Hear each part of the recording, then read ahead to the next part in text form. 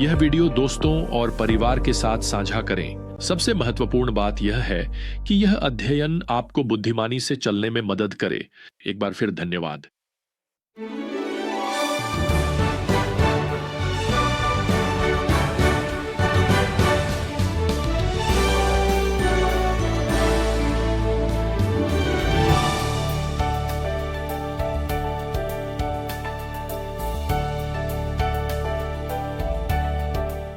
कई साल पहले मेरी पत्नी और मैं अपने छोटे बच्चों को समुद्र के किनारे ले गए थे, जहां वे दौड़ते, पानी में छपछपाते और खेलते थे। हमने एक छाता लगाया और अपना सामान निकाला और माँ बाप के रूप में हम बस वहीं बैठना चाहते थे, जबकि बच्चे इधर उधर दौड़ते और उस तेज लहरों वाले समुद्र में तैरते थे। मैंने देखा कि भले ही पानी कभी भी उनके घुटनों से ऊपर नहीं गया, फिर भी पानी की धारा उन्हें धीरे धीरे समुद्र तट के किनारे नीचे की ओर खींच रही थी।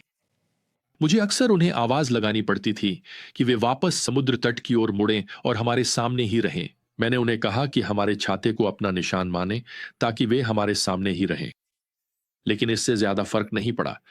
अक्सर उन्हें पानी से बाहर निकलकर हमारे पास वापस ऊपर तक दौड़कर आना पड़ता था। आप जानते हैं, मैं यह सोचने से खुद को रोक नहीं पाया कि हमारी दुनिया की धारा भी समय के साथ हमें बहा सकती है। हमारी अपनी गिरी हुई प्रकृति हमें आध्यात्मिक सच्चाइयों से दूर खींचती है। हम बार बार यह भूल सकते हैं कि हम पहले कहां थे और हमें वापस कहां पहुंचना है।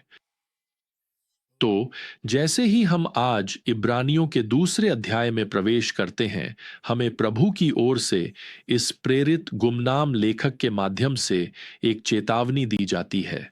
वह यहां अध्याय 2 की पहली आयत में लिखते हैं, इसलिए हमें जो कुछ हमने सुना है उस पर और भी अधिक ध्यान देना चाहिए, कहीं ऐसा न हो कि हम उससे बहक जाएं। अब ये इब्रानी विश्वासियों किस बात से बहक जाने के खतरे में थे? वह थी उद्धार की सरल सच्चाई।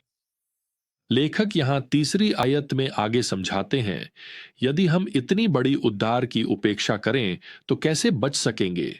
और यहां गलत मत समझिए प्रियजनों, वह यह नहीं कह रहे कि वे अपने उद्धार को अस्वीकार करने के खतरे में हैं, बल्कि उसकी उपेक्षा करने के खतरे में हैं। वह अविश्वासियों को उद्धार पाने के लिए नहीं लिख रहे, बल्कि विश्वासियों को यह ध्यान दिलाने के लिए लिख रहे हैं कि उन्होंने प्रभु से जो महान उद्धार पाया है उस पर ध्यान दें। वह अपने पाठकों को चेतावनी दे रहे हैं कि वे सुसमाचार की मूलभूत सच्चाइयों से दूर न बह जाएं, जैसा कि वे यहां तीसरी आयत में लिखते हैं, जो हमें सुनने वालों के द्वारा प्रमाणित किया गया।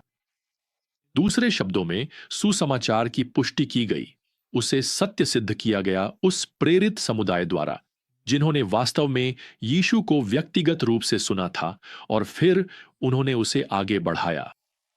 वह यहां आगे चौथी आयत में लिखते हैं, परमेश्वर ने भी चिन्हों, अद्भुत कार्यों और विभिन्न चमत्कारों तथा पवित्र आत्मा के वरदानों के द्वारा गवाही दी। परमेश्वर ने उनकी गवाही दी, अर्थात उसने अपने सच्चे संदेश वाहकों की पुष्टि की। कैसे?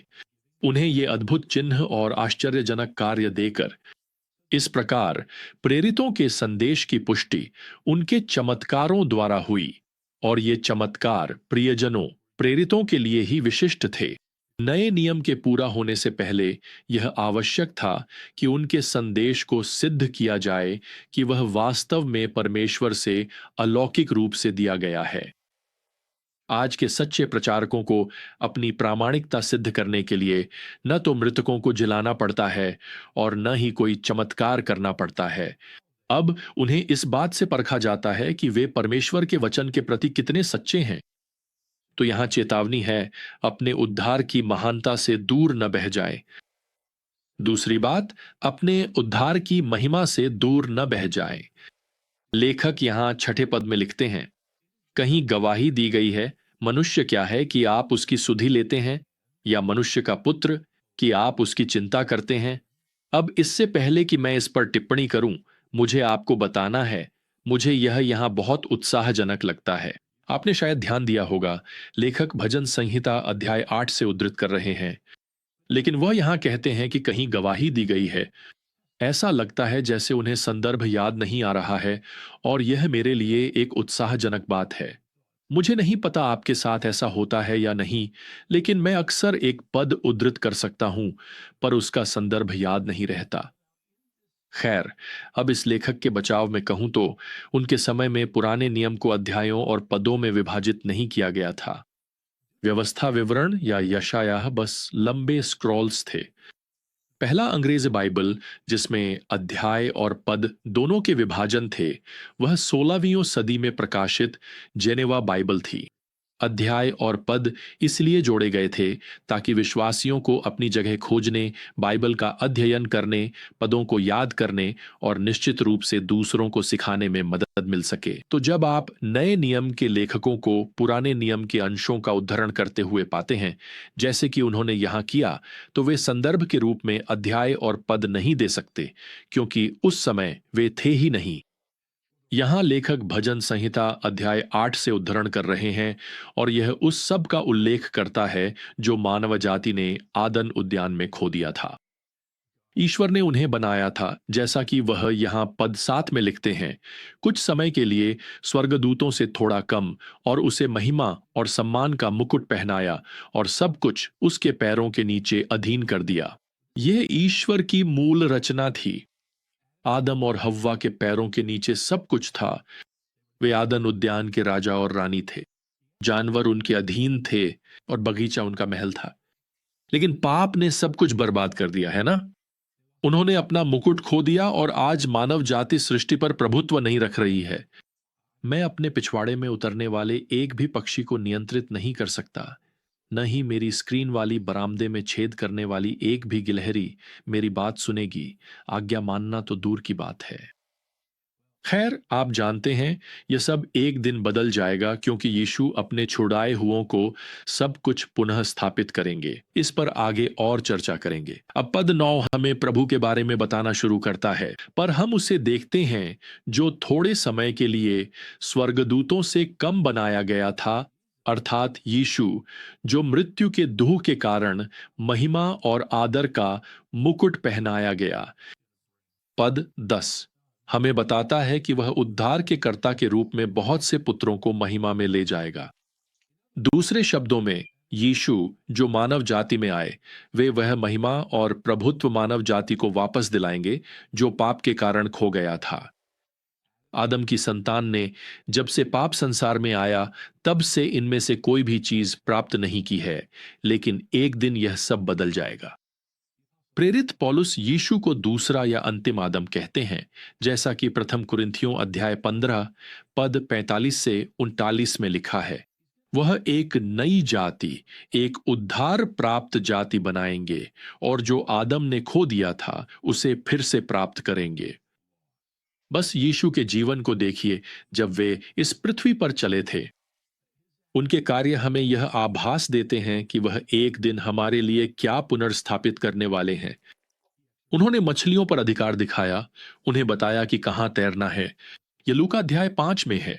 उन्होंने एक मुर्गे पर भी अधिकार दिखाया, जिससे वह ठीक उसी समय बांग दे जब पतरस ने उन्हें नकारा। यह लूका अध्याय 22 में है। उन्होंने जंगली जानवरों पर भी अधिकार दिखाया। हमें बताया गया है कि यीशु जंगल में 40 दिन तक जंगली जानवरों के बीच थे। वे सब उनके नियंत्रण में थे। ये मरकुस अध्याय 1 में है। यीशु ने एक अनट्रेंड बछड़े पर भी अधिकार दिखाया, जिस पर बैठकर वे यरूशलेम में प्रवेश किए। मरकुस अध्याय 11। यीशु ने हवा और समुद्र की लहरों पर भी अधिकार दिखाया, उन्हें शांत रहने का आदेश दिया और जैसे वे उनके अधीन हों वैसे ही उन्होंने आज्ञा मानी। यह मरकुस अध्याय 4 में है। हम इस बारे में लगातार और भी बहुत कुछ कह सकते हैं। प्रियजनों, मैं आपको बताना चाहता हूं कि आपका महान उद्धारकर्ता एक दिन आपको वह मुकुट वापस देगा और आप उसके साथ एक नई पृथ्वी पर राज्य करेंगे। मैं कल्पना भी नहीं कर सकता कि इसका पूरा अर्थ क्या है, लेकिन मैं इतना जरूर कह सकता हूं कि यह महिमामय होगा। यह आपके उद्धार की भविष्य की महिमा है। अब हम किस आधार पर ऐसी भविष्य की महिमा की आशा कर सकते हैं? हमें बताया गया है कि हमें अपने उद्धार के महान सत्यों को नहीं भूलना चाहिए। हमें यहां चेतावनी दी गई है कि हम बहक न जाएं और अपने उद्धार की महिमा को न भूलें। ठीक है, मुझे आपको एक और विचार देना है। अंत में हमें यह भी बताया गया है कि अपने उद्धारकर्ता के महान बलिदान को न भूलें। यहां पद 14 में लेखक प्रभु के बलिदान और उसके अर्थ के बारे में बात करता है। वह लिखते हैं, चूंकि इसलिए बच्चे अर्थात परमेश्वर के मांस और रक्त में सहभागी हैं, वह स्वयं भी उन्हीं बातों में सहभागी हुआ, ताकि मृत्यु के द्वारा वह उसको नष्ट कर दे जिसके पास मृत्यु की शक्ति है, अर्थात शैतान। अब इससे पहले कि मैं आगे बढ़ूं, इसका क्या अर्थ है? शैतान के पास मृत्यु की कौन सी शक्ति है? वह यह तय नहीं कर सकता कि कोई कब मरेगा या कैसे मरेगा। यह केवल परमेश्वर के हाथ में है। शैतान की शक्ति यह है कि वह मृत्यु के भय का लाभ उठाता है, जो हर कोई अनुभव करता है। पद 15 हमें बताता है कि मृत्यु का भय लोगों को दास बना देता है। यह उन्हें भयभीत कर देता है। जैसे जैसे लोग बड़े होते जाते हैं, वे मृत्यु के डर में और भी अधिक बंध जाते हैं। यीशु उस भय से मुक्ति प्रदान करते हैं। वह उसकी जगह हमारे भविष्य के प्रति उत्सुकता भर देते हैं, जब हमारा उद्धार स्वर्ग के द्वार खोल देगा। तो प्रियजनों, अपने आप को इन महान सत्यों से दूर मत होने दीजिए। आपके महान उद्धार का सत्य, आपके उद्धार की भविष्य की महिमा और सबसे बढ़कर आपके उद्धारकर्ता का महान बलिदान, जिसने आपके लिए उद्धार संभव बनाया जब वह आपका दयालु और विश्वास योग्य मुक्तिदाता बना। तो अगली बार तक प्रियजनों, प्रभु यीशु मसीह का अनुग्रह, परमेश्वर का प्रेम और पवित्र आत्मा की संगति आप सभी के साथ बनी रहे। आमीन।